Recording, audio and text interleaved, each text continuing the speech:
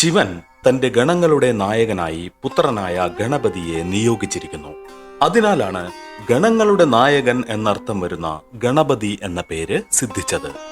ഗണപതിയുടെ ജനനം എങ്ങനെയാണെന്ന് നോക്കാം. ശിവനും പാർവതിയും കൂടി ഒരിക്കൽ വാനര രൂപം ധരിച്ച് വനത്തിൽ പ്രവേശിച്ച് ഓരോ ക്രീഡകൾ ചെയ്തുകൊണ്ടിരുന്നു. തദവസരത്തിൽ പാർവതി ഗർഭിണിയായി. ആ ഗർഭത്തെ ആവാഹിച്ച് വായു ഭഗവാന് കൊടുത്തു. വായു ഭഗവാൻ ആ ഗർഭം അഞ്ജനാദേവിയുടെ ഉദരത്തിൽ നിക്ഷേപിച്ചു. അഞ്ജന പ്രസവിച്ചു. ആ പുത്രനാണ് ഹനുമാൻ. വീണ്ടും ശിവൻ ഒരു കൊമ്പനാനയായി, പാർവതി ഒരു പിടിയാനയായി.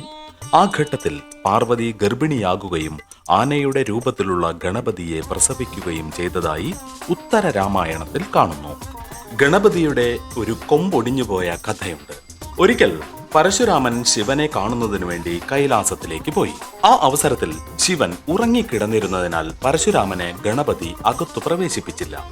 പരശുരാമനും ഗണപതിയും തമ്മിൽ ഉഗ്രയുദ്ധം ആരംഭിച്ചു.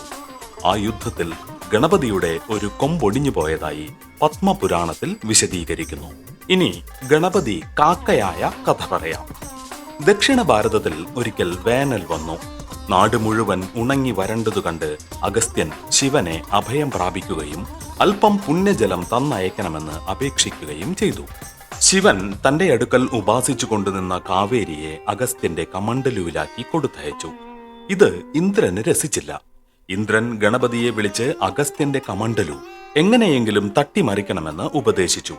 ഗണപതി ഒരു കാക്കയുടെ വേഷത്തിൽ മാർഗമധ്യേ വിശ്രമിക്കുന്ന അഗസ്ത്യന്റെ കമണ്ഡലുവിന്റെ വക്കിൽ വന്നിരിക്കുകയും കമണ്ഡലു തട്ടിമറിച്ചിടുകയും ചെയ്തു.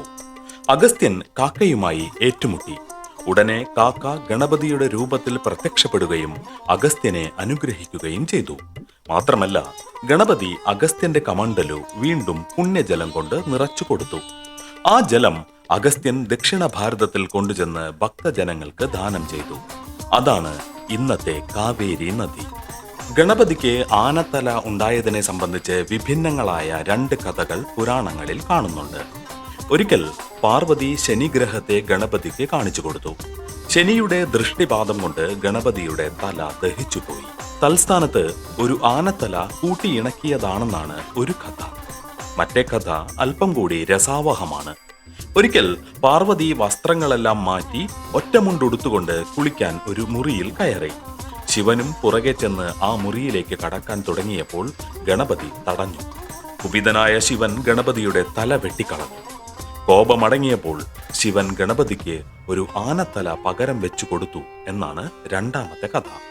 ഇനി ഗണപതിയുടെ വിവാഹത്തെക്കുറിച്ച് പറയാം.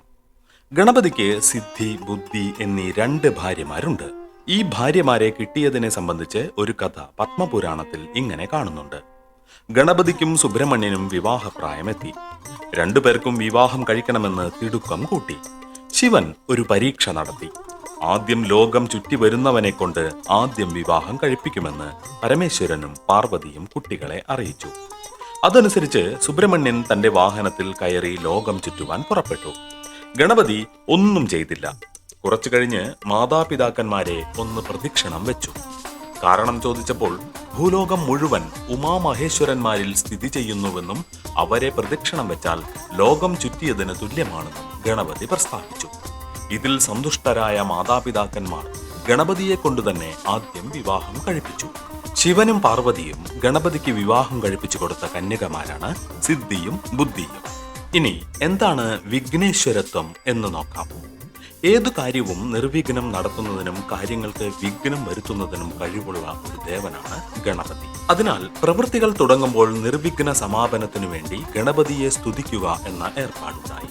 ഗണപതിയെ സ്തുതിക്കാതെ തുടങ്ങുന്ന കാര്യങ്ങൾ ഇടയ്ക്ക് മുടങ്ങിപ്പോകുമെന്ന് ഭാരതീയർ വിശ്വസിക്കുന്നു. ഇതിന് ഉപോത്ബലകമായി കഥാസരിത് സാഗരത്തിൽ ഒരു കഥയുണ്ട്. താരകാസുരനെ വധിക്കുന്നതിനു വേണ്ടി ദേവന്മാർ സുബ്രഹ്മണ്യനെ സേനാപതിയാക്കാൻ വിചാരിച്ചു.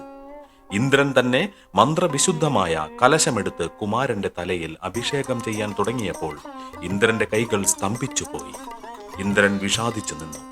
അതുകൊണ്ട് പരമേശ്വരൻ ഗണപതി പൂജ ചെയ്യാതെ നടത്തുന്ന എല്ലാ കാര്യങ്ങൾക്കും ഇങ്ങനെ മുടക്കമുണ്ടായിരിക്കും എന്ന് പറഞ്ഞു. ഉടനെ ദേവേന്ദ്രൻ വിഘ്നേശ്വരനെ പൂജിച്ചു. ബാഹുസ്തംഭം നീങ്ങി. സുബ്രഹ്മണ്യന്റെ അഭിഷേകവും കഴിച്ചു. ഇനി ഗണപതി മഹാഭാരതം എഴുതിയ കഥയാണ്. കൗരവ പാണ്ഡവന്മാരുടെ കഥ അവസാനിച്ചതോടുകൂടി വ്യാസൻ വീണ്ടും തപസ്സിൽ മുഴുകി. അദ്ദേഹത്തിന്റെ മനോമുകുരത്തിൽ ഭാരതം കഥ മുഴുവൻ പ്രചോദിതമായി. അന്നൊരിക്കൽ ബ്രഹ്മാവ് വ്യാസന്റെ അടുക്കൽ ചെന്നു. വ്യാസൻ ബ്രഹ്മാവിനോട് പാണ്ഡവ കഥ ഒരു കാവ്യമാക്കാൻ താൻ ഉദ്ദേശിക്കുന്നുവെന്നും അത് പറഞ്ഞു കൊടുത്താൽ എഴുതിയെടുക്കുന്നതിന് പറ്റിയ ഒരാളെ നിർദ്ദേശിക്കണമെന്നും പ്രസ്താവിച്ചു. ബ്രഹ്മാവ് ഗണപതിയെ സ്മരിക്കുകയും ഗണപതി വ്യാസന്റെ മുൻപിൽ പ്രത്യക്ഷനാകുകയും ചെയ്തു. വിവരങ്ങൾ കേട്ടുകഴിഞ്ഞപ്പോൾ വ്യാസന്റെ ഒരു എഴുത്തുകാരനായിരിക്കുന്നത് ഗണപതിക്ക് അത്ര സുഖമായി തോന്നിയില്ല. ഇടയ്ക്ക് എഴുത്താണി നിർത്താൻ ഇടയാക്കാതെ അനർഘളമായി കാവ്യം ചൊല്ലിക്കൊടുക്കുന്ന പക്ഷം അത് എഴുതിത്തരാമെന്ന് ഗണപതി ഒരു വ്യവസ്ഥ ഉന്നയിച്ചു. അതുകേട്ട് വ്യാസൻ താൻ അനർഘളമായി പ്രസ്താവിക്കുമ്പോൾ അർത്ഥം മനസ്സിലാക്കാതെ എഴുതരുതെന്ന് ഒരു മറുവ്യവസ്ഥയും പ്രസ്താവിച്ചു. അതനുസരിച്ച് ഭാരതം 3 വർഷം കൊണ്ട് എഴുതി പൂർത്തിയാക്കിയതായി മഹാഭാരതം ആദിപർവം 1-ാം അധ്യായത്തിൽ കാണുന്നു. എന്താണ് ഗണപതി പൂജ? ഗണപതി ശിവനെ സംബന്ധിച്ച ദേവന്മാരിൽ മുഖ്യ സ്ഥാനം അർഹിക്കുന്നു. AD 6-ാം ശതകം മുതൽ ദക്ഷിണ ഭാരതത്തിൽ ഗണപതി പൂജ നടത്തി വരുന്നുണ്ട്. ഇന്നു കാണുന്ന ഗണപതി വിഗ്രഹങ്ങൾ അതിനുശേഷം ഉണ്ടായതായിരിക്കണം. തെക്കേ ഇന്ത്യയിൽ ഗണപതി ക്ഷേത്രങ്ങൾ സുബ്രഹ്മണ്യ ക്ഷേത്രങ്ങളെക്കാൾ കുറവല്ല. ഗ്രാമത്തിന്റെയും കോട്ടയുടെയും പ്രവേശനദ്വാരത്തിലും ആൽമരത്തിന്റെ ചുവട്ടിലും ക്ഷേത്രത്തിൽ കടക്കുന്ന ദിക്കിലും ശിവക്ഷേത്രത്തിന്റെ തെക്കു പടിഞ്ഞാറേ മൂലയിലുമാണ് ഗണപതിയുടെ സ്ഥാനം.